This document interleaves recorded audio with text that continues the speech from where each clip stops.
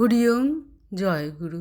আমাদের প্রাণের ঠাকুর শ্রী শ্রী স্বামী স্বরূপানন্দ পরমহংসদেবের অমৃতসম উপদেশ বাণী পবিত্র কর্মফেরি গ্রন্থ হইতে পাঠ। দেশ সেবায় নিজেকে অখণ্ড রূপে উৎসর্গ করিয়া দিয়া তুমি আত্মপ্রসাদ লাভ করিতে পারো। নিজের সকল হীন স্বার্থে জলাঞ্জলি দিয়া তুমি আত্মোৎকর্ষ ঘটাইতে পারো।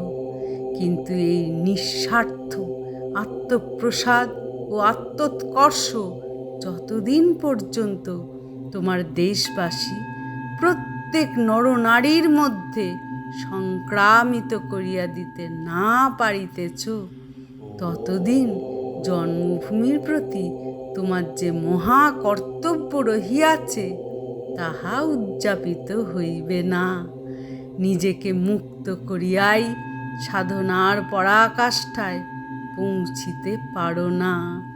বহুর মধ্যে যে অমুক্ত সংস্কার আজ বিদ্যমান রহিয়াছে, তাহাকে জ্ঞানেরই তীক্ষ্ণ তরবারে শতধা ছিন্ন করিতে হইবে।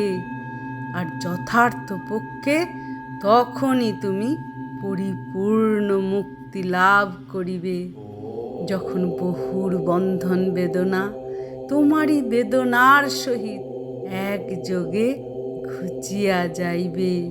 সেই দিনই তুমি মুক্তির আলোকে চিরারুণ হইবে, যেদিন তোমারই অপরাজেয় সাধনার ফলস্বরূপে সকলেই সে আলোক পাইয়া সতেজ সুন্দর হইবে। ভালো আছি, ভগবৎ চরণে কল্যাণ কামনা করি। ইতি আশীর্বাদক স্বরূপানন্দ। হরি ওম। জয় গুরু।